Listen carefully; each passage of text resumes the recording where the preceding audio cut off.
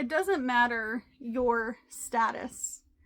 Right now, things are so unbelievably hard in this subject that I almost feel like I can guarantee you 100% either you, a loved one, a family member, a friend, a coworker, the person serving you coffee in the morning, I'm sure that someone that you have interacted with in the last 24 hours is either intentionally telling you or they are quietly dealing with this situation, because it's going on all over the United States. It's going on all over the world. And we're going through some pretty crazy changes in 2025. And this pretty much affects everyone. This is going to be a tough subject for me because it's going to make it very vulnerable for me to share my current situation. And I'm not sharing my current situation for you to pity my situation, because let's be fair, this is happening to so many people in the United States.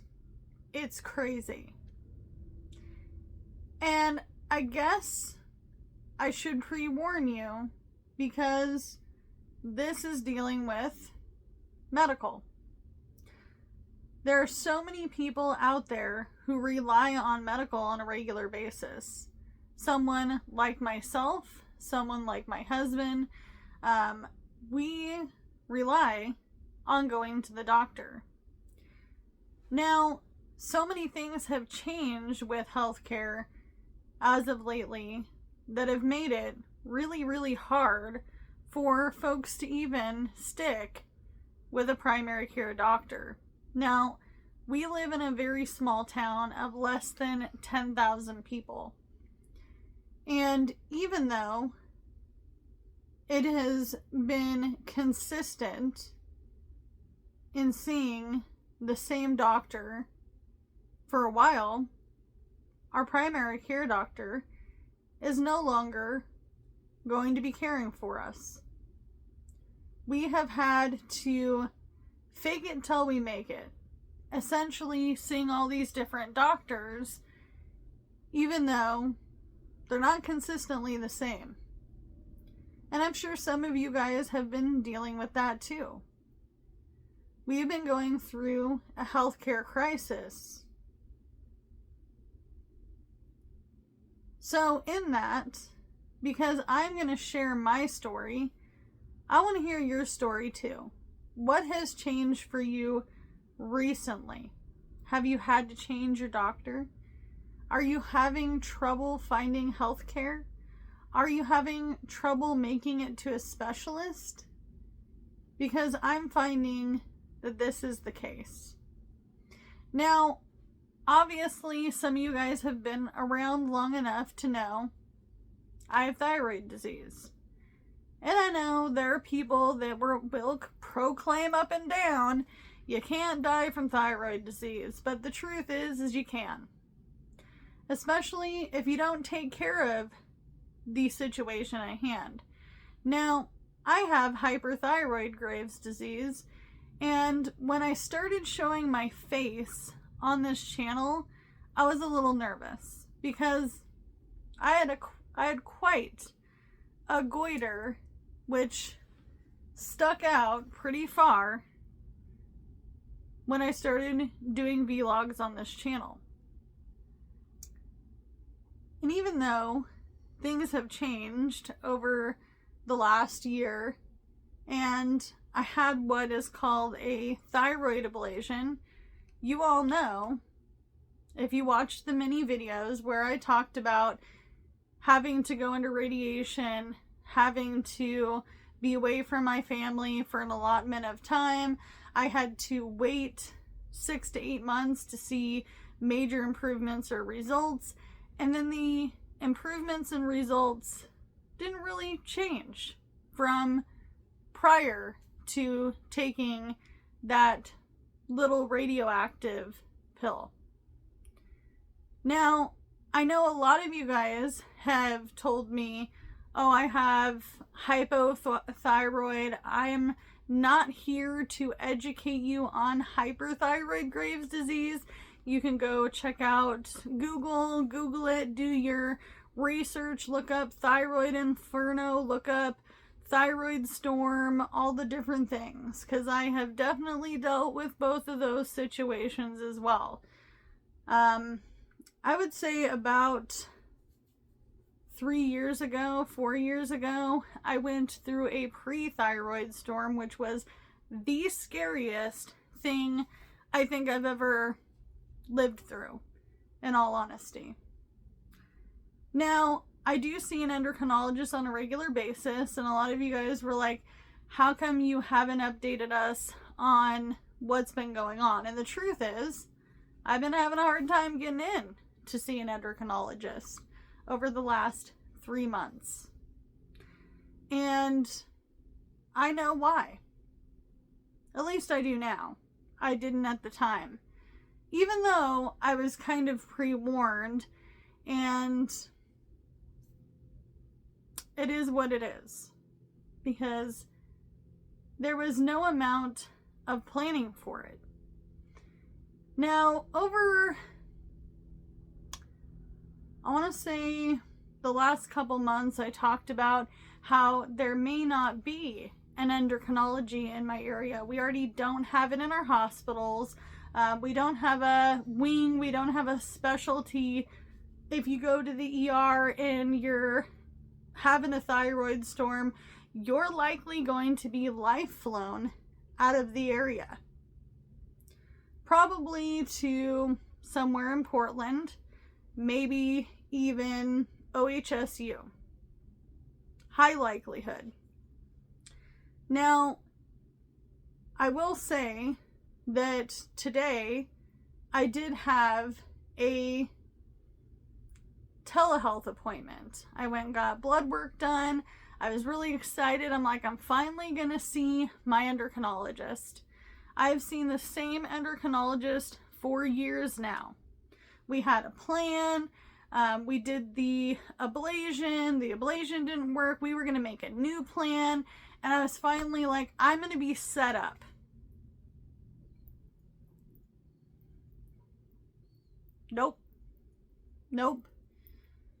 Nope, I was not set up. I got a text message prior to the telehealth call saying that it was a endocrinology in an office in and around Portland, Gresham area. I don't live in that area. So I was like, that's a little strange to me. And when I got on the call, I was like, I've never met you before. We have never done a telehealth call before. So what is going on? She's like, well, let me pull up your chart. Let's go over, what your blood work looked like and all the different things. And then I'll explain what we should do next. Because ultimately, I'm here to make a plan with you. Or a pre-plan or hope to plan. Because let's be fair, it's the medical field. Anything can change. So we go over things, and then she proceeds to tell me that the local endocrinologist that I have been seeing, that I drive to on a regular basis, is no longer taking on patients. There is no one for patient care. In other words, there's a clinic, but there's no doctor. There is no doctors. We were down to 2 a few months ago. Do you remember me saying that in a video where I was like, we're down to 2? So then my questions were, am I going to have to travel to see you? every single month. Because traveling for medical, as some of you guys know, gets expensive. You have to think of, what car are you going to drive? My car is 19 years old. And gas is expensive in the state of Oregon. Not only that, but you have to think of, where am I going to stay? I have very limited amount of people I know left here in Oregon. My whole family decided to do the scatter all over the United States, especially as things have gotten harder. So, limits me to whom I can stay with. And family, friends are in the thick of it too. So, transportation, cost of transportation, and where would I stay? We began talking about options and possibilities and going up to our university hospital. We talked about possibilities of hospitals that could do a double thyroid gland removal. And an instant fear came in, because I was like, is this a possibility for me? Financially, physically, mentally, having to almost do this all over again with someone new. And I've switched endocrinologists twice since finding out that this giant lump in my neck that I could swear just came out of the blue. It can happen someday where you see a little nodule and you go, that's not right. I need to go see somebody about it. It took me so long to get where I am now. It took me so long to get that lovely little radioactive pill, radioactive iodine, to hopefully remove my problems. But it didn't. And it's a reality I have to live with. But some of you guys already knew that, because I shared that many months ago. It's almost been a year since I had that procedure.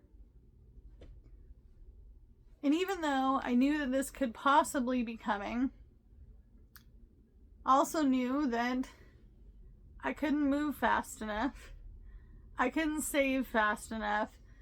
I didn't know what possibilities were available to me in other areas of my state because they weren't discussed.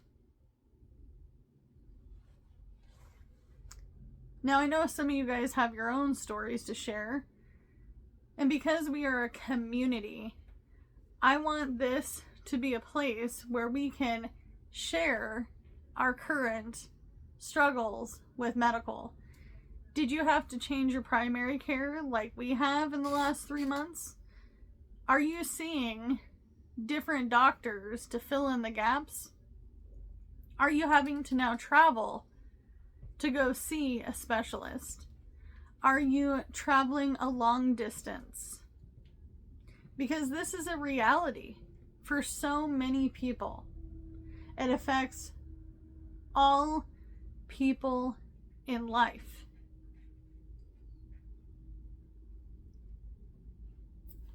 I did a little research. 58% of all adults in the United States reported between 2021 and 2024 medical was their highest bill. Then it went to student loans, then housing. Medical has always been expensive. It's almost a luxury to be able to see a doctor. It's almost a luxury that you get to see a specialist. Some people, like myself, I didn't even know I was sick until I immediately needed it. It can happen in an instant. It can happen in an emergency. You don't get to decide when you're going to have a medical emergency, when you needed to go to the ER. And that brings me to the next fact that I found from my self-funded independent research. 66.5% of people filed for bankruptcy proclaiming that it was due to extreme medical debt. So let me know your stories. I want to hear them down in the comments below. You can share your personal story. Maybe you know a family member, a friend, someone who is dealing with the same situations. If you've made it through this video, leave me a #community, and I will see you guys in the next video. Bye, guys.